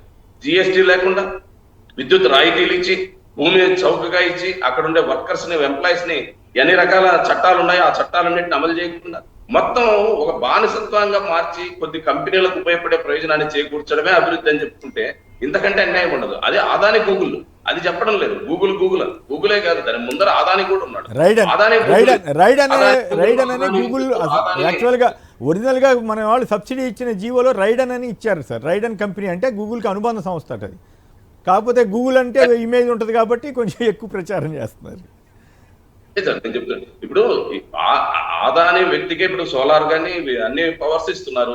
ఇప్పుడు ఇక్కడ కూడా గూగుల్ ఇస్తారు. కానీ గూగుల్ అదే హలో గూగుల్ అనిందంట, హలో ఏపీ అనిందంట, వీళ్ళు ఓకే గూగుల్ అన్నారు. అసలు ఏమన్నా అర్థం ఉందా సార్? ప్రజలు కడుపునించాలి కదా. ముఖ్యంగా యువత ఉద్యోగాలు లేక అల్లాడిపోతున్నారు. ఓ పక్క సాఫ్ట్వేర్ లో ఇప్పటికే కోతలు గురి అయిపోయి చాలా మంది భవిష్యత్తు ఏమైనా ఆందోళన పడుతుంటే ఒక కంపెనీకి 22,000. ఇంకో మాట సార్, 22,000 కోట్ల రూపాయల్ని మీరు కనుక నిరుద్యోగులకు సంవత్సరం కొద్ది మీరు ఇస్తామన్న కనుక ఆ నిరుద్యోగ వృత్తి ఇచ్చిందంటే ఈరోజు లక్షల మంది నిరుద్యోగులకు కనీసం బతకడానికి కొంత ఉపయోగం జరిగిండేది కదా. ఇక్కడ ఇవ్వడానికి డబ్బులు లేవంటారు నిరుద్యోగ వృత్తి. మరి ఒక కంపెనీకి ఎట్లిస్తారు మీరు 12,000 కోట్ల రూపాయలు? ఎవరు సొమ్మిదంతా ప్రజలు? అంటే యువత ఆలోచించాలి. అయితే దీంతో పాటు అది కూడా చెప్పండి, మన ప్రియాంక ఖర్గే కర్ణాటక మంత్రి ఇక్కడ తెలుగు వాళ్ళు ఎందుకు ఆంధ్రప్రదేశ్ ఇక్కడికి ఎందుకు వస్తున్నారని కూడా అడగటం కానీ, ఆల్రెడీ అక్కడ ఉన్న కంపెనీల గురించి చెప్పడం కానీ, లోకేష్ గారు వాళ్ళ కడుపు మంటలని చెప్పడం కానీ, అయితే కొందరు చెప్తున్నారు హైదరాబాద్, బెంగళూరు, చెన్నైలు గ్రోత్ ఇంజిన్లు అవుతాయి కానీ అమరావతి ఎట్లా అవుతుందని కొందరు వ్యాఖ్యానిస్తున్నారు. సో వీళ్ళిద్దరి మధ్య ఈ రకమైనటువంటి అసలు ఇతర రాష్ట్రాలతో సన్నిహిత సత్సంబంధాలు ఉండాల్సిన టైంలో ఇట్లాంటి వాతావరణం మంచిదంటారా? సార్, ఇప్పటికే తమిళనాడు పవన్ కళ్యాణ్ గారు పోయి అక్కడ అనవసరంగా రచ్చ చేసుకొచ్చుకుని వివాదం తెచ్చుకున్నారు తమిళనాడుతో. ఇప్పుడు కర్ణాటకతో తెచ్చుకుంటున్నాం. సరే తెలంగాణలో గతంలో అనేక సంవత్సరాల పాటు మనకు తెలంగాణకు వివాదం నడుపుతున్నారు. ఇప్పుడు కర్ణాటకలో బెంగళూరు, చెన్నై ఈ నగరాలు లేకపోతే సాఫ్ట్వేర్ ఒకటి కాదు సార్. సాఫ్ట్వేర్ ఉద్యోగుల గురించి ఖార్గే గారు మాట్లాడినారు. ఒక్క సాఫ్ట్వేర్ కాదు, అసంఘటిత రంగంలో పనిచేసే లక్షల మంది కార్మికులంతా మన ఆంధ్ర వాళ్ళు ఉన్నారు. ముఖ్యంగా రాయలసీమ, చిత్తూరు జిల్లా, రాయలసీమలో అనంతపురం, చిత్తూరు జిల్లాల వాళ్ళు లక్షల మంది ఉన్నారు. ఈ రోజు ఓటర్లో ఎన్నికలప్పుడు కర్ణాటక నుంచి ఎందుకు తెచ్చుకుంటున్నాం? మన ఓటర్స్ అందరిని ఎన్నికి తెచ్చుకునేటప్పుడు ఎన్ని ప్రత్యేక బస్సులు వేసినాం? గతంలో ఎన్నికల ముందు ఇదే తెలుగుదేశం కూటమి ఎన్ని బస్సులు పెట్టి అక్కడి నుంచి ఓటర్స్ తీసుకొచ్చినారు? అంతమంది ఎందుకున్నారు అక్కడ? తెలియదు లోకేష్ బాబు గారికి తెలియదు ఈ విషయాలు. ఇప్పుడు అక్కడ రెచ్చగొడితే, అక్కడ ఏదైనా జరగరాని విపత్కర పరిణామాలు జరిగితే ఆంధ్రప్రదేశ్కి అది ఏ రకమైన ప్రయోజనం? మీరు పరిశ్రమలు తీసుకురండి, మీరు రాయితీలు ఇచ్చండి, లేదు కర్ణాటకతో పోటీపడి అనేక కంపెనీలు తీసుకురండి, సంతోషం. కానీ విమర్శలు ఏ రకంగా ఉండాలి? కడుపు వాళ్ళకు మండుతుందా, మనకు మండుతుందా? అనుభవం తెలుస్తుంది. ఎందుకంటే వాళ్ళేమో ఈరోజు సాఫ్ట్వేర్ కంపెనీల్ని స్థిరంగా నిలబెట్టుకుంటున్నారు. బెంగళూరు చుట్టూ ఉండేటువంటి అనేక ప్రాంతాల్ని అభివృద్ధి చేయడంతో పాటు సాగునీటి వనరుల మీద వాళ్ళు పెడుతున్నంత దృష్టి మన ప్రభుత్వాలు పెట్టలేకపోతున్నాయి. ఈరోజు సాగునీటి వనరులను కేంద్ర రాష్ట్రాలను ఎండబెడుతున్నారు, మన రాష్ట్రానికి అన్యాయం జరుగుతుంది, అదంతా కరెక్ట్. కానీ ఆ రాష్ట్రంలో విత్ ఇన్ స్టేట్ లో వాళ్ళ సాగునీటి వనరులు ఈ కాలంలో ఎట్లా అభివృద్ధి చేస్తున్నారు, దాని మీద మనం శ్రద్ధ పెట్టాలి కదా. సాగునీటి వనరుల మీద పెడితే కదా వ్యవసాయం అభివృద్ధి అయితే. అది వదిలేసి ఈ రోజు గూగుల్ కంపెనీకి ఇచ్చినటువంటి రాయితీలు లేదా కొన్ని కంపెనీలకు ఇచ్చే రాయితీలు చూసి కర్ణాటకను రెచ్చగొడితే తద్వారా మన రాష్ట్రానికి మరింత నష్టం జరుగుతుంది. అది మంచి పద్ధతి కూడా కాదు. అందులో హుందాగా పొరుగు రాష్ట్రాలతో వ్యవహరించాలి. అంటే ఆయన మరి అట్లా కాదు, రాష్ట్రం నాశనం అవుద్ది ఇంత ఈ స్థాయిలో 22,000 కోట్లు ఇవ్వటం అనేది మరి ఆయన అనొచ్చు అట్లా? ఆయనదే తప్పే. ఇప్పుడు వాళ్ళ బాధ వాళ్ళకు ఉంది సరే, పొరుగు రాష్ట్రాలకు మా కంపెనీలు పోటీలు పడి ఎక్కువ రాయితీలు ఇచ్చి లేదా అనేక రకాల వాగ్దానాలు చేసి తీసుకుపోతున్నారు. వాళ్ళ విమర్శ ఎంత సహేతుకం కాదు, దానికి ప్రతిస్పందన కూడా హుందాగా ఉండాలనేది నేను చెప్తాను. రైట్. సుధాకర్ రెడ్డి గారు కాణిపాకం నుంచి. సుధాకర్ రెడ్డి గారు నమస్కారం. సంక్షిప్తంగా నమస్కారం కుమినేని గారు, మీకు ప్యానల్ సభ్యులకి. ఓకే. యాక్చువల్లీ చెప్పాలంటే ఇప్పుడు ఉద్యోగ అవకాశాలు అంటే ఏ కంపెనీ అయినా వస్తే మన యువతకు ఉద్యోగ అవకాశాలు కల్పించాలి, మన రాష్ట్రానికి ఆర్థిక భరోసా ఇవ్వాలి. ఏ కంపెనీ అయినా సరే కంపెనీకి మనం భరోసా ఇచ్చి కంపెనీని ఆర్థికంగా మనమే నిలబెట్టగలిగితే ప్రయోజనం ఏముంటుంది కుమినేని గారు? మన డబ్బు వాళ్ళకి ఎదురు ఉంటుంది అనమాట. అది ఇంకోటి కుమినేని గారు, ఈ రోజు నేను చెప్తున్నాను, నేను కూడా వృత్తిరీత్యా కర్ణాటకలో బతుకుతున్నాను. కొన్ని లక్షల మంది మన ఆంధ్ర నుంచి పిల్లోళ్ళు బీటెక్ చదువుకున్న వాళ్ళు పీజీల్లో మగ్గుతున్నారు జాబులు రాకుండా. పీజీల్లో ఈ రోజు వాళ్ళ తల్లిదండ్రులు పీజీలు డబ్బులు కట్టి 6,500 7,000 రూపాయలు కట్టి ఎంతమంది రెజ్యూమ్ పంపడం, కంపెనీల చుట్టూ తిరగడం, ఎంతమందికైనా జాబులు కలిసింది కర్ణాటక కూడా. అక్కడ ఉండేదానికి చెన్నై, కర్ణాటక, హైదరాబాద్ లో ఈ రోజు ఎంతమంది మన ఆంధ్ర నుంచి పిల్లలు తలగలాడుతున్నారంటే అందరూ బీటెక్ చదివేశారు. చదివిన వాళ్ళకంతా ఎక్కడ ఉద్యోగాలు దొరుకుతుందంటే దీనిపైన ముఖ్యంగా ఫోకస్ పెట్టాలి. ఏ రాష్ట్రమైనా మన పిల్లలు కనీసం 30% అయినా మనం ఇవ్వగలిగితే మిగిలిన 30% బయట అయినా పోయి బతకడానికి కూడా ప్రయత్నం చేస్తారు కుమినేని గారు. ఇంత దారుణంగా ఉందంటే దీనిపైన మటుకు అంత అధ్వానంగా రైట్. విష్ణు గారు చెప్పండి, ఏమిటి ఈ స్థాయిలో ఇచ్చి కూడా అదేదో ఘనమైన పనిగాను మొదట 200 ఉద్యోగాలు అన్నారు, ఇప్పుడు 1,86,000 ఉద్యోగాలు వస్తాయని, లేకపోతే 2 లక్షల దాకా వస్తాయని ఇప్పుడు మళ్ళీ మాట మార్చి ఎల్లో మీడియా ప్రచారం పెట్టింది. సో ఇవన్నీ ఒక ఆస్పెక్ట్ అయితే, కర్ణాటక మంత్రి చెప్పినట్టుగా రాష్ట్రానికి నష్టమా లాభమా? ఈ గూగుల్కి ఈ స్థాయిలో గూగుల్ రావటం వరకు ఓకే కావచ్చు, గూగుల్ రైడను అదానీ డేటా సెంటర్కి గతంలో జగన్ గారు ఇచ్చిన కండిషన్స్ 25,000 మందికి ఉద్యోగాలు ఇవ్వాలని చెప్పడం, వీళ్ళేమో అసలు అట్లాంటివి ఏం పెట్టకపోవటం. సో ఓవరాల్గా ఈ పరిణామాలు ఆంధ్రప్రదేశ్కి ఏ రకంగా మేలు చేస్తాయి? నిజంగానే డబుల్ ఇంజిన్ సర్కార్ అంటున్నారు కదా, 22,000 కేంద్రమే భరించి ఉండొచ్చు కదా, 22,000 కోట్లు. అంటే సార్ ఇప్పుడు ఈ మసిపూసి మారేడుకాయ చేసి ప్రజలకి ఏదో జరిగిందని ఒక ఇంప్రెషన్ ఆంధ్రప్రదేశ్ ప్రజలకి ఇవ్వాలి అనేది ఒక ఎజెండాగా కనబడుతోంది. ఎందుకంటే విశాఖపట్నాన్ని ఎగ్జిక్యూటివ్ క్యాపిటల్ అని చెప్పని మా ప్రభుత్వ హయాంలో మేము అనుకున్నాము. అక్కడ విశాఖపట్నానికి ఉన్నటువంటి ఫీచర్స్ చెన్నై కానీ, బెంగళూరు కానీ, లేకపోతే హైదరాబాద్ కానీ ఇలాంటి రాష్ట్రాలకి ధీటుగా విశాఖపట్నం ఉంటుంది అనే ఉద్దేశంతో మేము ఒక కార్యక్రమాన్ని తీసుకుని విశాఖపట్నాన్ని కొంచెం ప్రమోట్ చేసి అక్కడ ఉన్నటువంటి పరిశ్రమలు తీసుకొచ్చి అక్కడ జరిగినటువంటి కార్యక్రమంలో అదానీ సెంటర్ని తీసుకొచ్చి 23 మే 3న శంకుస్థాపన చేయడం జరిగింది. ఆ ప్రాజెక్టుతో పాటు ఆంధ్రప్రదేశ్ నిరుద్యోగులకు సంబంధించినటువంటి ఒక భరోసాని మీరు ఖచ్చితంగా ఒక 20,000 ఉద్యోగాలు ఆంధ్రప్రదేశ్ ప్రజలకు ఇవ్వాలి, ఉద్యోగస్తులకి నిరుద్యోగులకు ఇవ్వాలి అని జగన్మోహన్ రెడ్డి గారు ఒక కండిషన్ పెట్టి తీసుకొచ్చారు. సరే, కాలక్రమేణా ప్రభుత్వం మారింది. ఇప్పుడు ఇదేదో పెద్ద ఇష్యూగా పక్క రాష్ట్రాలు పోటీ పడినట్టుగా పక్క రాష్ట్రాలకు వెళ్ళకుండా ఆంధ్రప్రదేశ్కే చంద్రబాబు నాయుడు గారు, లోకేష్ గారి యొక్క శక్తి సామర్థ్యాల మూలంగా, వారి యొక్క స్కిల్స్ మూలంగా ఆంధ్రప్రదేశ్కి వచ్చినట్టుగా భావిస్తున్నారు. సరే, పెద్ద కంపెనీ రావటము, ఆంధ్రప్రదేశ్ కేర్ ఆఫ్ అడ్రస్గా మారడం సరే మనకు కూడా అనుకుందాం కొంతసేపు. కానీ ఈ రాయితీలు భూమి 480 ఎకరాలు ఇవ్వటం కానీ, విద్యుత్ శక్తి కానీ, వాటర్ కానీ, జిఎస్టీ 100% ఇది చేయటం కానీ, ఇదంతా కూడా ఎన్ని వేల మంది ఉద్యోగస్తులకి నిరుద్యోగులకి మీరు అవకాశం కల్పిస్తున్నారు కూడా ఒక మాట చెప్పాలి కదా.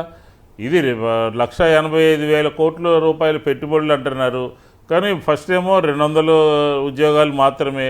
ఆ 200 ఉద్యోగాలు కాదు, ఇప్పుడు ఈరోజు పత్రికల్లో వచ్చినట్టుగా 1,80,000 ఉద్యోగాలు ఎట్లా ఇస్తారు, ఏ రకంగా ఇస్తారు? ఇతర రాష్ట్రాల్లో ఉన్నటువంటి సెంటర్స్లో ఎంతెంతమంది పనిచేస్తున్నారు, అక్కడ ఉన్నటువంటి అంశాలు ఏంటి, అక్కడ కొంతమంది వ్యతిరేకిస్తూ ఉన్నారు, కొంతమంది వద్దని చెప్తున్నారు. దీని కారణాలు ఏంటి? కాబట్టి ఇదేంటంటే ఒక పెద్ద ఈవెంట్ కింద సృష్టించేసేసి ఆంధ్రప్రదేశ్కి పెద్ద మేలు జరిగిపోయినట్టుగా. ఆంధ్రప్రదేశ్కి మేలు జరగాలంటే విభజన చట్టంలో ఉన్నటువంటి హోదా వస్తే ఆటోమేటిక్గా వచ్చాయి. పార్లమెంట్ ఆమోదించినటువంటి, పార్లమెంట్ పాస్ చేసినటువంటి చట్టాలు వస్తే ఆటోమేటిక్గా ఆంధ్రప్రదేశ్ అప్లిఫ్ట్ అయ్యేది. అవన్నీ గాలికి వదిలేసి ఓ పెద్ద ప్రచార టోపం తీసుకొచ్చి ఇంత పెద్ద తీసుకొచ్చేసాము అంటే ఎంత మేలు జరుగుతుంది? ఉదాహరణకి నిన్న చెన్నైలో ఐఎన్ఆర్ అనే ఒక కంపెనీ 3,000 కోట్లు పెట్టుబడి పెడితే 2,000 ఉద్యోగాలు వస్తాయని చెప్పి ఎంఓయూ చేసుకున్నారు అక్కడ సీఎం. అలాంటిది ఏదైనా జరిగిందా? అలాంటిది ఏదైనా జరుగుతుందా? అలాంటిదేమి లేకుండా మీరు ఏదో క్రెడిట్ మా ఖాతాలో వేసుకోవాలని ఒక తపన. ఆంధ్ర రాష్ట్రంలో పరిపాలన అలాగే ఉందా? మీరంతా క్రెడిట్ తీసుకునే కార్యక్రమంలాగా ఉందా? ప్రధానమంత్రి గారు 4-5 సార్లు రావచ్చు, మిమ్మల్ని పొగడచ్చు, పెద్ద పెద్ద మాటలు చెప్పచ్చు. ఆంధ్రప్రదేశ్కి ఏం చేశామని గుండె మీద చేసుకుని ఆలోచించాలి, గుండె మీద చేసుకుని చెప్పాలి. రాష్ట్ర విభజన సందర్భంగా విభజనకి కారణమైనటువంటి భారతీయ జనతా పార్టీ మళ్ళీ వెళదాం. ఇప్పుడు కర్ణాటక మంత్రి మీద, కర్ణాటకకు సంబంధించి లోకేష్ గారు బర్న్ అని చెప్పి అంటాం కానీ, లేదా ఆయన అక్కడ నాశనం అవుద్ది జాగ్రత్త అని హెచ్చరించడం కానీ కర్ణాటక మంత్రి, ఈ రెంటి మీద మీరు ఎట్లా చూస్తారు? సరే సార్, ఇప్పుడు ఇంత పెద్ద ఎత్తున రాయితీలు ఇస్తున్నటువంటి సందర్భంలో ఆంధ్రప్రదేశ్కి ఈ మేలు ఏం జరిగింది అని చెప్పని వైఎస్ఆర్ కాంగ్రెస్ పార్టీ ప్రశ్నించడం కాదండి. ఈ రాష్ట్రంలో ఉన్నటువంటి రాజకీయ పార్టీలు కానీ, లేకపోతే పౌర సమాజం కానీ, నిరుద్యోగులు తల్లిదండ్రులు కానీ వీళ్ళందరూ కూడా ప్రశ్నించాలి. అదే కర్ణాటక మంత్రి గారు చెప్పింది, మేము కనుక చేస్తే ఏం లాభం లేకుండా, ఏమి ఆంధ్రప్రదేశ్కి ఏమి ఉపయోగం, మా రాష్ట్రానికి ఏమి ఉపయోగం లేకుండా ఇన్ని వేల కోట్ల పెట్టుబడులు ఎలా ఇస్తారు అని చెప్పని మమ్మల్ని సమాజం నిలదీస్తుంది కాబట్టి అని చెప్పని ఆయన చెప్పాడు. కానీ దానికి ఇప్పుడు ఆంధ్రప్రదేశ్ నైసర్గిక స్వరూపంగా చూసుకుంటే చిత్తూరు కానీ, కడప కానీ, లేకపోతే అనంతపురం కానీ, కర్నూలు కానీ, ప్రకాశం కానీ, ఈ ప్రాంతంలో ప్రజలందరూ కూడా బెంగళూరు, చెన్నైలో ఉంటారు. అలాంటిది పక్క రాష్ట్రాల వాళ్ళతో ఏ సమృద్ధమైనటువంటి వాతావరణంలో ఉండాల్సింది వాళ్ళని రెచ్చగొట్టే విధంగా ఈరోజు ఉద్యోగస్తులందరూ కూడా ఐటీకి సంబంధించి ఆ 3 రాష్ట్రాల్లో పనిచేస్తున్నటువంటి సందర్భంలో ఈ మాట మాట్లాడటం ఏంటంటే ఒక హైదరాబాద్, తెలంగాణకి, ఆంధ్రప్రదేశ్కి వచ్చినటువంటి కార్యక్రమమే రేపు బెంగళూరుకి, ఆంధ్రప్రదేశ్కి రాబోతా ఉంది. ఎందుకని మనం ఆ రకంగా మాట్లాడాలి? కొంతమంది కామెంట్ అనవసరంగా మాట్లాడాల్సిన అవసరం లేకుండా కొందరు అందుకే ఇమ్మెచ్యూర్గా మాట్లాడుతున్నారు, కామెంట్లు చేస్తున్నారని కొందరు కామెంట్లు, ఇది దాన్ని ఏమంటాము నెట్లో వ్యాఖ్యలు చేస్తా ఉన్నారు. వాట్సాప్ లేకపోతే ఇటువంటి ఉంటాయి కదా, వాటిల్లో కాదు సార్. ఇప్పుడు బెంగళూరులో ఎంతమంది తెలుగు వాళ్ళు ఉన్నారు, దాన్ని కూడా దృష్టిలో పెట్టుకోవాలిగా. కరెక్ట్. పైగా మనకేమో ఆ స్థాయి రాలేదు. మంది మాట్లాడితేనేమో పేద రాష్ట్రాన్ని మొన్నటిదాకా ప్రచారం చేసి ఇప్పుడు ఒక్కసారి 22,000 కోట్లు ఎట్లా ఇస్తారని వాళ్ళు కూడా అడుగుతున్నారు. అడిగేదానికి సమాధానం ఎస్ మేము 22,000 కోట్లు ఏంటి అంత అయినా ఇస్తామని. ఓ పక్కేమో మీరు విద్యుత్ ఛార్జీలు పెంచుతూ ఉంటారు, డబ్బు అన్ని రకరకాల మెడికల్ కాలేజీలు కట్టలేమంటారు. 22,000 కోట్లు ఎక్కడి నుంచి వస్తాయనే దానికి ఎవరు సమాధానం చెప్పలేదు. రైట్. అంబటి రామకృష్ణ యాదవ్ గారు, పిసిసి ప్రధాన కార్యదర్శి, నమస్కారం, మాట్లాడండి సార్. నమస్కారం సార్. నమస్కారం.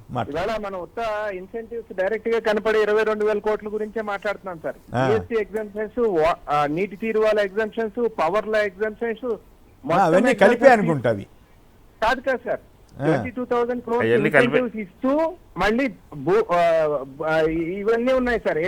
భూమి అవి ఎక్స్ట్రా, భూమి అవి ఎక్స్ట్రా. ఇవన్నీ కలుపుకుంటే సుమారుగా ఒక 30,000 కోట్ల దాకా వచ్చిన తరుణంలో మీరు ఇందాక చెప్పారు ప్రపంచంలో గూగుల్ ఎంప్లాయీసే 1,88,000 మంది అయితే భారతదేశంలో పనిచేసే గూగుల్ ఎంప్లాయీస్ 46,000 మంది సార్. అంతే. భారతదేశంలో గూగుల్ ఎంప్లాయీస్ మొత్తం భారతదేశంలో ఉన్న వాళ్ళు 46,000 మంది. వీళ్ళు చెప్పేదేమో 2 లక్షల ఉద్యోగాలు వస్తాయని. ముందు 200 రాశారు, మీకు గుర్తుందో లేదు? ఎస్ సార్, డేటా సెంటర్ లో 200 మంది పనిచేస్తారని వాటికి బాగా ఉదయ పత్రికల్లో రాయటం జరిగింది. సో 200 మందికి మీరు ఎంప్లాయ్మెంట్ క్రియేట్ చేయడం at the cost of Andhra Pradesh people. మీరు ఇంత ఇన్సెంటివ్స్ ఇచ్చి నేను తెచ్చాను అని చెప్పుకుంటూ అక్కడ నారా లోకేష్ గారు నేను అక్కడ కర్ణాటకకు సంబంధించి వాళ్ళని ఇది చేసి కూడా నేను ఘనకీర్తి సాధించానని చెప్పినప్పుడు అప్పుడు ప్రియాంక ఖార్గే గారు అక్కడ రెస్పాండ్ అవ్వాల్సిన పరిస్థితి ఉత్పన్నం. అంటే అవతల వాడిని తగ్గించి చూపించి నేనేదో సాధించుకొచ్చానని చెప్పినప్పుడు ఇంత ఇన్సెంటివ్స్ ఒక రాష్ట్రం ఒక కంపెనీ కోసం ఇస్తే అసలు ఆ రాష్ట్రం యొక్క ఆర్థిక స్థితిగతులు ఏంటి, ఆ రాష్ట్రం బతుకుద్దా బతకగలదా అనే ఒక గుడ్ క్వశ్చన్ ఆయన రేస్ చేయడం జరిగింది సార్. సరే పక్కన పెడితే ఇంకొక క్వశ్చన్ కూడా సార్, ఇవాళ మీరు విశాఖపట్నం అనేది ఒక అద్భుత నగరంగా తీర్చిదిద్దబోతా ఉన్నాం, ప్రపంచ పటంలో దాన్ని మేలు ఇది హైదరాబాద్ బెంగళూరు సరసన పెట్టబోతున్నాం అన్న తరుణంలో మీరు కంపెనీలన్నీ విశాఖపట్నానికి తీసుకెళ్ళినప్పుడు మరి అమరావతి రైతులకు ఇచ్చిన హామీ ఏంటి? అమరావతిలో ఎట్లా ఎంప్లాయ్మెంట్ జనరేట్ అవుద్ది? అమరావతికి ఏ కంపెనీలు వస్తాయి? అమరావతికి ఇచ్చిన భూములు ఇచ్చిన రైతుల యొక్క రియల్ ఎస్టేట్ వాళ్ళ యొక్క ఆదాయాల పరిస్థితి ఏంటి? ఇవాళ అమరావతి రైతులు కూడా ఆలోచించాలి. ప్రతి కంపెనీని వాళ్ళు విశాఖపట్నం తీసుకెళ్లి మీ దగ్గర భూములు తీసుకుంటే మీ పరిస్థితి ఏమి అనేది కూడా అమరావతి రైతులు కూడా ఇవాళ ఆలోచించుకుంటారు కదా సార్.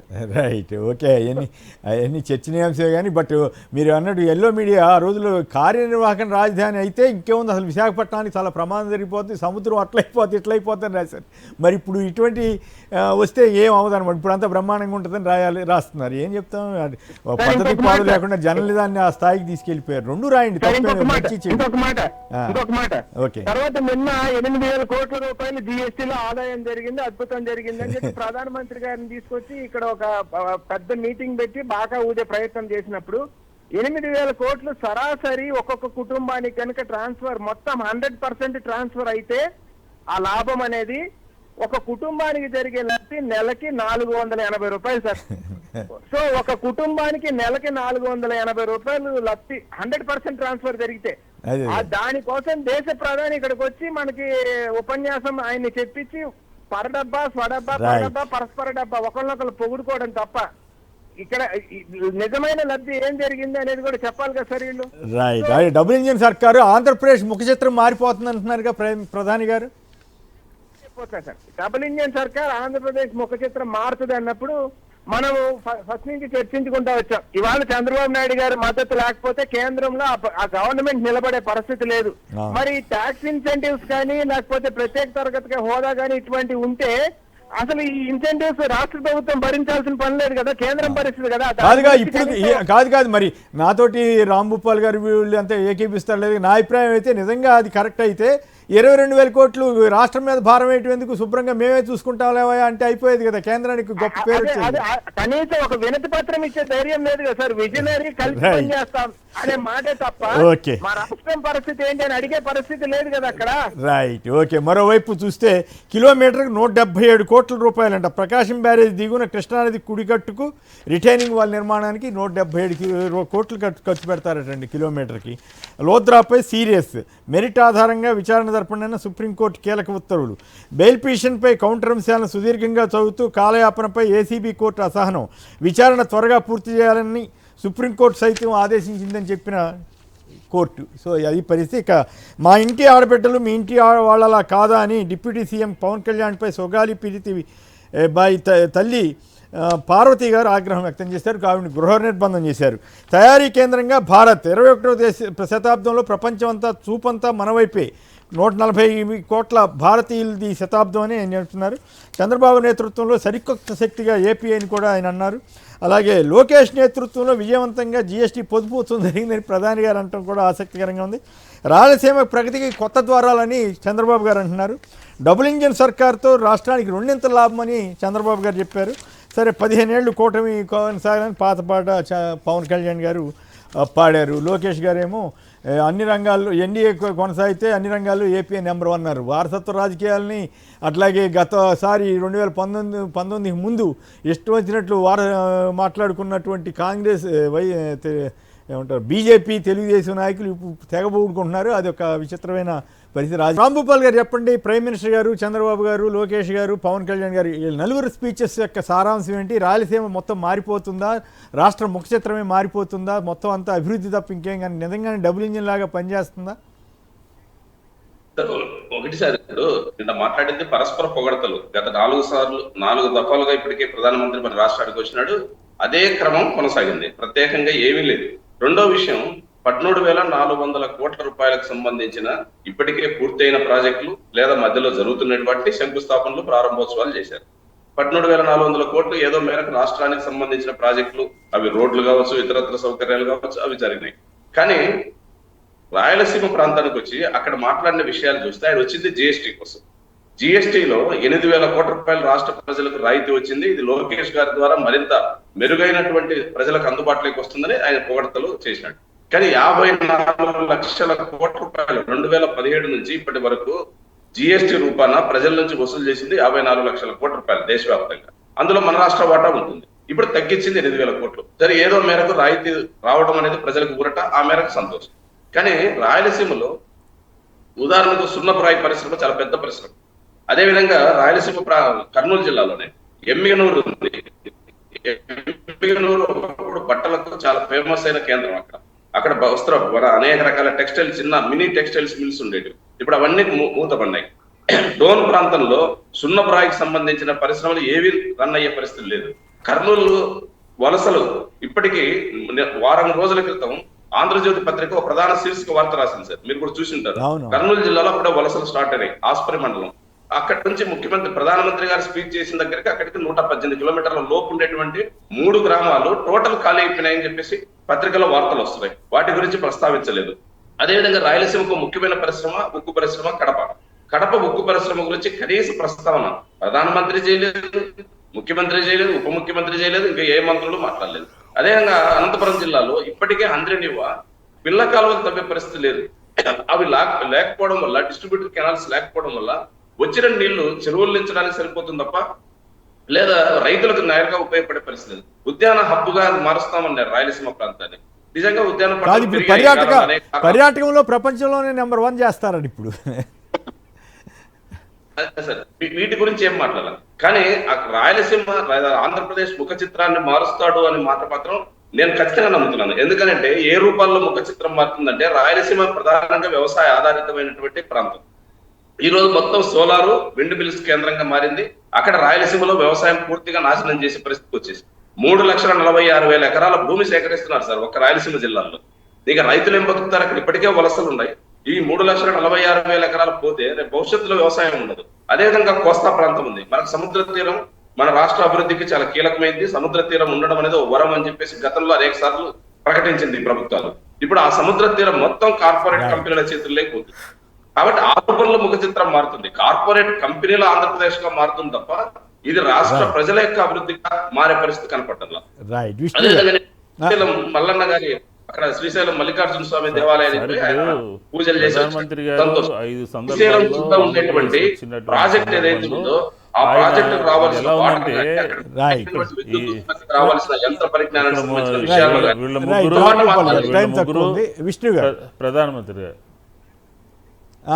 ప్రధానమంత్రి గారు ఆంధ్రప్రదేశ్కు సంబంధించినటువంటిది చాలా ముందడుగు పడిపోతుంది. ఆంధ్రప్రదేశ్కి, భారతదేశానికి ఆంధ్రప్రదేశ్ నుంచే నడిపేటటువంటి శక్తి సామర్థ్యాలు ఉన్నాయి. వాళ్ళే కాంగ్రెస్ వాళ్ళు అలా చేశారు, ఇలా చేశారు అని చెప్పని ఆయన సైడ్ ఆయన అంతా కూడా చెప్పడము. వీళ్ళ ముగ్గురు అయితే యథావిధిగా 5 సభల్లో ఏ రకంగా మోడీ గారిని పొగిడారో, మోడీ గారికి భజన చేశారో, మోడీ గారిని కీర్తించారో ఇవంతా జరుగుతుంది. కానీ నాకు బాగా గుర్తున్నంత వరకు అయితే జగన్మోహన్ రెడ్డి గారు నీతి ఆయోగ్లో కానీ, విశాఖపట్నం సభలో కానీ, లేకపోతే అల్లూరి సీతారామరాజు విగ్రహాన్ని ప్రారంభోత్సవానికి వచ్చినటువంటి సందర్భంలో ఖచ్చితంగా ఆంధ్రప్రదేశ్ ప్రజలకి ఏ రంగాల్లో కేంద్రం నుంచి సహాయ సహకారాలు ఆంధ్రప్రదేశ్కి కావాలో ఆయన క్లియర్ కట్గా చెప్పడం జరిగింది. కానీ ఎవరు కూడా మాట్లాడట్లేదు. భజన బృందంలాగా ఈ సభ అంటే ఎలా ఉందంటే భజన బృందంలా తయారైపోయింది. ప్రధానమంత్రి గారిని ఏమో వీళ్ళు పొగుడతారు, వీళ్ళేమో ఆయనేమో ఆంధ్రప్రదేశ్ని పొగుడతారు. అసలు ఆశించినటువంటి ప్రగతి ఆంధ్రప్రదేశ్లో జరుగుతుందా? కేంద్రం ఏ రకమైనటువంటి సహకారాలు చేస్తే ఎలా ఉంటుంది? ఎన్డీఏ ప్రభుత్వంలో అన్ని ప్రభుత్వం అంతా కూడా ముందడుగు పడుతోంది అని చెప్తుంటే ఏ రంగం ముందడుగు పడింది ఆంధ్రప్రదేశ్లో? విద్యుత్ శక్తి రంగమా, పారిశ్రామిక రంగమా, లేకపోతే వ్యవసాయ రంగమా? ఆంధ్రప్రదేశ్ ప్రజలు 62-65% మంది ఉన్నటువంటి వ్యవసాయ రంగాన్ని కేంద్రం ఏ రకంగా ఆదుకుంది? ఇవన్నీ ఏమీ లేకుండా ఏదో శంకుస్థాపన నుంచి పిలవటం, మామూలు యథావిధిగా పొగడటం. ఆయనేమో ఢిల్లీ వెళ్ళిన తర్వాత బ్రహ్మాండంగా బీహార్లో కూడా గెలుస్తామని చెప్పని ట్వీట్ చేశారు, హిందీలో మాట్లాడారని చెప్పని ఆయన. ఇది ఎవరికి లాభం? ఆంధ్రప్రదేశ్ ప్రజలకు ఏమైనా లాభమా, నిరుద్యోగ యువకులకు లాభమా, లేకపోతే రైతాంగానికి లాభమా, ఈ రాష్ట్రంలో ఉన్నటువంటి మహిళలకు లాభమా, ఈ రాష్ట్రం అప్పుల రంగంలో ముందుకెళ్ళిపోతూ ఉంది, అవన్నీ ఏమీ మాట్లాడకుండా కొంచెం సేపు ఒక అరగంట గంట మాత్రం టకటక కొట్టుకోవడం, ఎవరి దారిని వాళ్ళు వెళ్ళిపోవడం, ఇది ఆంధ్రప్రదేశ్లో 5 సార్లుగా జరుగుతున్నటువంటి పరిస్థితి. ఖచ్చితంగా ఏపీ ప్రజల రిస్క్లోకి రావాలి కేంద్ర ప్రభుత్వము పెద్దన్న పాత్ర పోషించాలి. మోడీ గారు అంటే అందరికీ గౌరవమే. మోడీ గారు విభజన చట్టంలో ఉన్నటువంటి అంశాల గురించి మాట్లాడలేదు, ప్రత్యేక హోదా గురించి మాట్లాడలేదు, విశాఖ రైల్వే జోన్ గురించి మాట్లాడలేదు. ఇవన్నీ ఆంధ్రప్రదేశ్లో ప్రజల యొక్క ఆకాంక్షలు. వాటి గురించి పదే మేము పార్లమెంట్లో మాట్లాడాము, నీతి ఆయోగ్లో మాట్లాడాము, విశాఖపట్నంలో మాట్లాడాము, కానీ కేంద్రం సరే అనుకోండి. ఫైనల్గా చెప్పండి, 15 ఏళ్ల పాటు కూటమి కొనసాగాల్సిందే అని పవన్ కళ్యాణ్ గారు చెప్పడం ఏంటి? జనసేన వాళ్ళ ఫీలింగ్స్ కూడా ఆయన పట్టించుకోవట్లేదు అనుకుంటా. ఆయన ఒక సిద్ధాంతంలో ఉన్నారు సార్. ఉన్నవాళ్ళు ఉండండి, పోయినోళ్ళు పోండి. కానీ మేమైతే మాత్రం 15 సంవత్సరాలు ఖచ్చితంగా వాటేసుకునైనా సరే ముగ్గురు అందరం ఎన్డీఏలో ఉన్నటువంటి వాళ్ళందరూ కలిసి కట్టకట్టుకునే ఒకటే రకంగా ఉంటాము అని చెప్పారు. ఎందుకంటే ఈ రాష్ట్రంలో పెద్ద ప్రమాదము జగన్మోహన్ రెడ్డి గారి రూపంలో ఈ ఎన్డీఏకి, తెలుగుదేశానికి, జనసేనకి పెద్ద ప్రమాదం జగన్మోహన్ రెడ్డి గారి రూపంలో ఉంది. ఆ విషయాన్ని గ్రహించే పదే చెప్తా ఉన్నారు. కానీ ఇప్పటికే ఆంధ్రప్రదేశ్ ప్రజలందరూ కూడా ఏ రకమైనటువంటి అభిప్రాయంలో ఉన్నారంటే, వాళ్ళకి ఈ రాష్ట్రంలో ప్రజలకి ఏమీ మంచి జరగట్లేదు, ఈ ప్రభుత్వం కన్నా జగన్మోహన్ రెడ్డి గారు 100కి 100% మేలు, సామాన్యుల గురించి ప్రజల గురించి పట్టించుకున్నటువంటి లీడర్ జగన్మోహన్ రెడ్డి గారు అని చెప్తున్నారు. అందుకనే చంద్రబాబు నాయుడు గారు, పవన్ కళ్యాణ్ గారు కానీ మమ్మల్ని వైకుంఠపాళిలో పడేయకండి అని చెప్పి ఆయన చెప్తా ఉన్నారు. 15 సంవత్సరాలు అనేమో ఈయన చెప్తా ఉన్నారు. ఇది ఆ పార్టీలకు ఉన్నటువంటి భయం. కాబట్టి ఖచ్చితంగా ఈ ప్రభుత్వం మీద ప్రజలకి మేలు చేసే విధంగా వైఎస్ఆర్ కాంగ్రెస్ పార్టీ ప్రభుత్వం మీద అన్ని రకాలుగా కూడా ఒత్తిడి తీసుకొచ్చి ఈ రాష్ట్ర ప్రజల పక్షాన నిలబడతాం. రైట్. మల్లాది విష్ణు గారు, రాంభూపాల్ గారు, అట్లాగే అంబటి రామకృష్ణ యాదవ్ గారు పలువురు మాట్లాడారు. అందరికీ కూడా ధన్యవాదాలు. ఇది నేటి చర్చా కార్యక్రమం. నమస్కారం.